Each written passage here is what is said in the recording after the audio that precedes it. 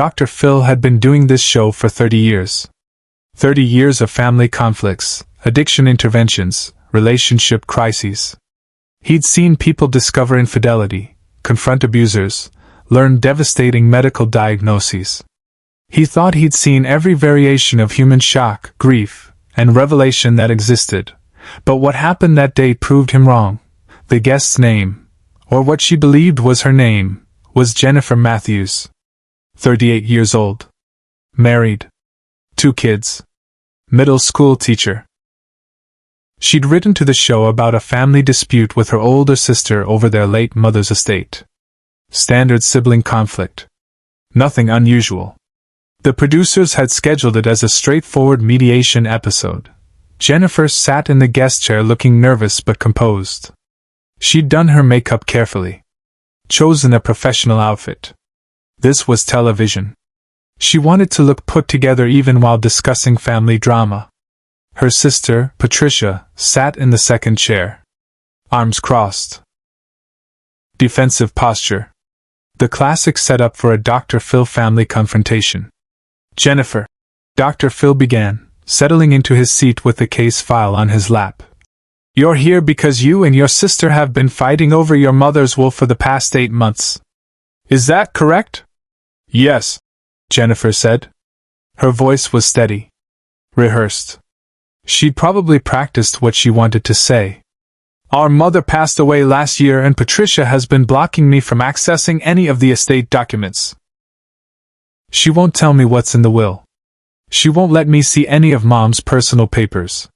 And I just want to know what my mother left behind. What she wanted for us. Patricia shifted in her seat. Looked uncomfortable. More uncomfortable than a typical estate dispute would warrant. Dr. Phil noticed. He'd spent 3 decades reading body language. Patricia wasn't just defensive. She was scared.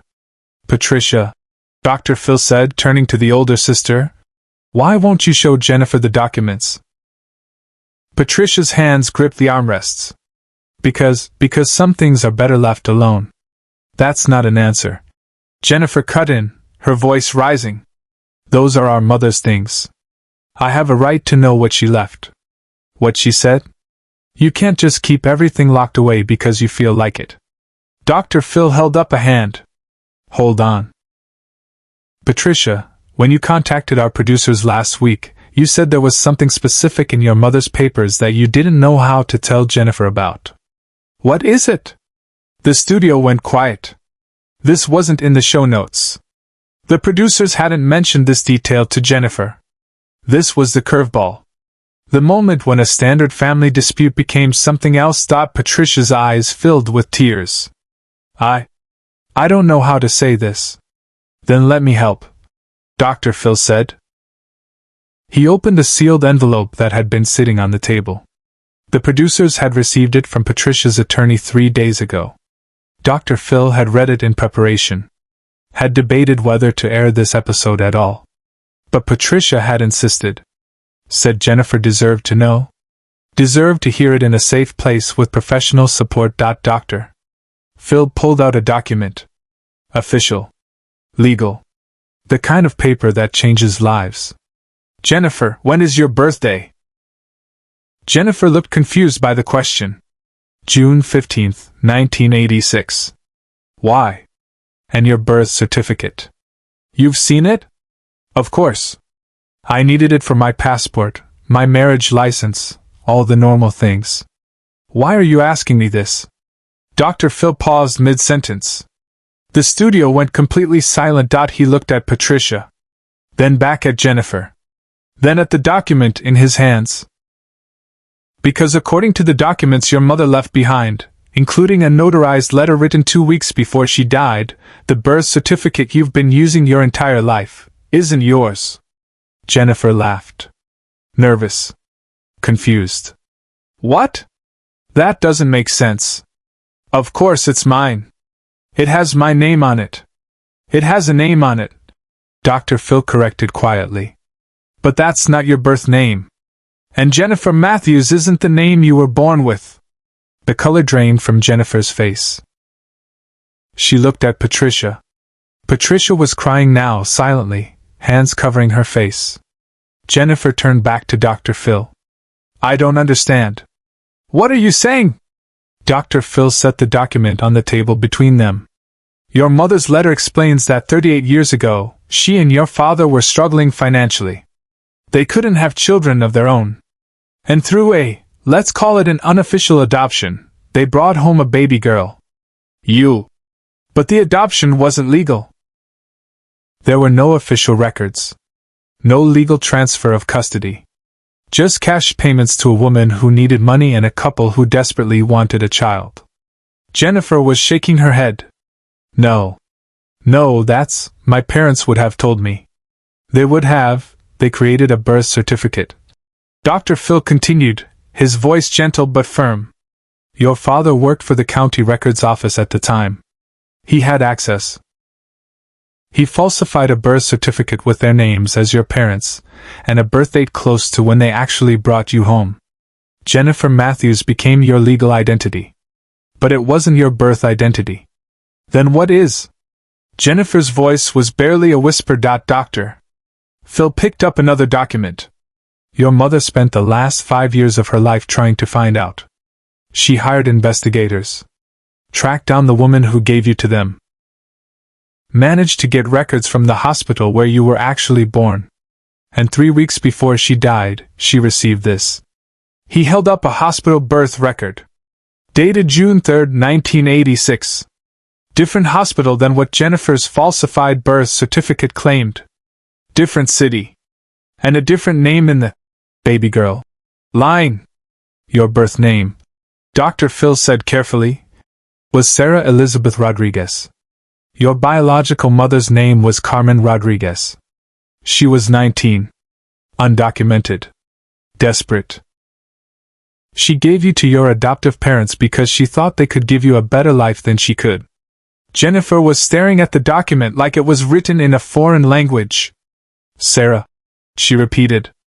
My name is Sarah? Was Sarah. Dr. Phil clarified. You've been Jennifer for 38 years. That's who you are.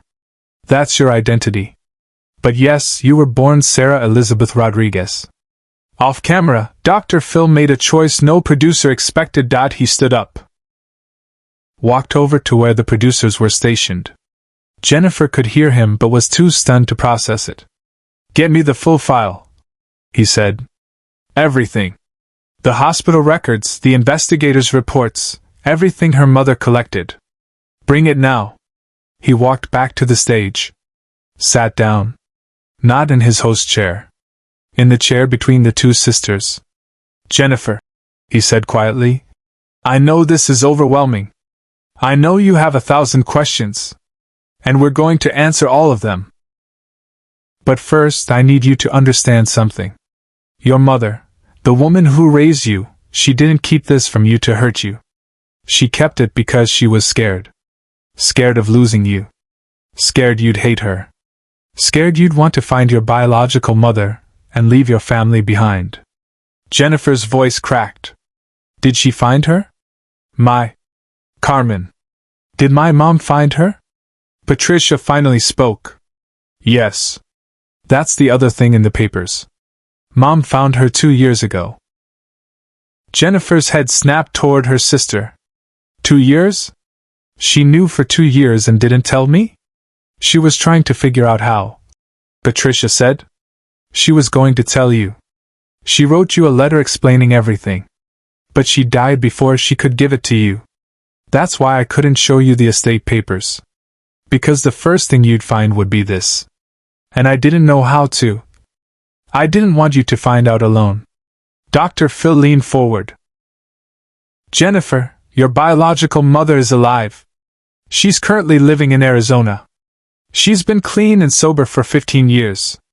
Has 2 other children, your half-siblings. And according to your mother's notes, Carmen never stopped thinking about you. Never stopped wondering if she'd made the right choice. The audience was dead silent. Several people were crying. The camera operators had abandoned their professional distance and were visibly emotional. This had stopped being a television show somewhere in the last 10 minutes. This was a woman's entire identity cracking open in real time. Does she? Jennifer couldn't finish the sentence. Does she want to meet you? Dr. Phil asked gently. Yes. Your mother reached out to her. Told her that if you ever wanted contact, Carmen wanted you to know she would welcome it. No pressure. No expectations. Just, the door is open if you want to walk through it. Jennifer was sobbing now. Not the controlled crying of someone trying to maintain composure on television. The ugly, broken sobbing of someone whose entire understanding of themselves had just been demolished. Patricia moved from her chair. Sat next to her sister. Put her arms around her. The two of them clung to each other while the studio held its collective breath. Subscribe and leave a comment, because the most powerful part of this story is still ahead. Dr. Phil let them sit there. Didn't rush them. Didn't try to move to commercial. Just let two sisters hold each other while one of them absorbed the fact that her name, her birthday, her entire origin story had been a carefully constructed fiction. After what felt like an hour but was probably only 2 minutes, Jennifer pulled back. Wiped her face. Looked at Dr. Phil with red, swollen eyes. I don't know who I am anymore. Yes, you do, Dr. Phil said firmly. You're Jennifer Matthews. You're a wife. A mother. A teacher. A sister. Those things are real. Your life is real. The love your parents had for you is real. The only thing that's changed is that now you know the whole story. The beginning of your story. And you get to decide what you do with that information. I want to meet her, Jennifer said immediately. Carmen. I want to meet her. Dr. Phil nodded. I thought you might. So I took the liberty of asking if she'd be willing to come here. To the show. To meet you in a safe environment with support. Jennifer's eyes went wide. Is she here? She's backstage, Dr. Phil said. She's been waiting this whole time. She flew in last night. She's terrified, Jennifer.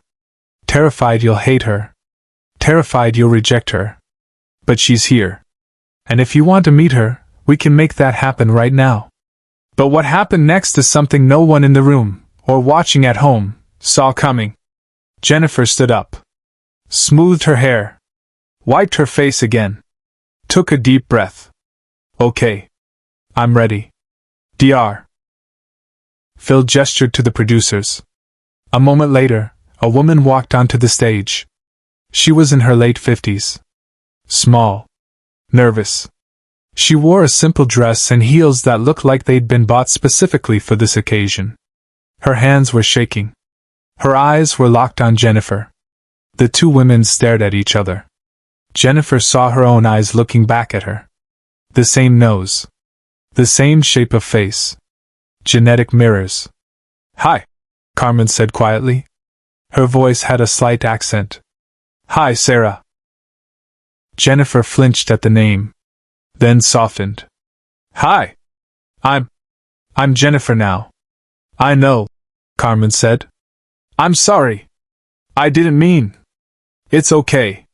And then, surprising everyone including herself, Jennifer stepped forward and hugged her biological mother. Carmen broke down completely. Wrapped her arms around this woman who had been a baby when she'd last held her. Sobbed into her shoulder. Repeated, I'm sorry. Over and over. I understand, Jennifer whispered. I'm a mother too. I understand. The studio erupted. Not in applause. In tears. The audience, the crew, even Dr. Phil had to take a moment. This wasn't entertainment anymore. This was witnessing something sacred. A reunion 38 years in the making. A circle closing. When they finally separated, Dr. Phil had tissues ready. He handed them to both women. Waited until they'd collected themselves slightly before speaking. Carmen, Jennifer, I want you both to know that we have resources available. Adoption reunion counselors. Family therapists who specialize in this kind of situation. This is just the beginning of a very long process. There are going to be hard conversations. Complicated emotions. Questions that don't have easy answers. But you don't have to do it alone. He handed Jennifer a folder. This has everything your mother collected. Hospital records. The investigator's reports. Photos of Carmen from when you were born. Letters she wrote to you over the years but never sent. Your mother wanted you to have all of it. Wanted you to know your full story. Jennifer clutched the folder to her chest. Thank you? Thank you for doing this the right way. For not just ambushing me with cameras and drama. For letting me process. Jennifer opened the folder that night. Read every page. Saw photos of Carmen holding her as a newborn. Letters addressed to Sarah. That spanned decades. And for the first time in 38 years, she understood the complete story of who she was. Not Jennifer or Sarah. Both. Always both. Doctor. Phil kept one of Carmen's unsent letters. Framed it in his office. A reminder that identity isn't just what's written on paper. It's what's written in the heart. And sometimes, the bravest thing a person can do is learn their name, all of their names, and choose which one to answer to.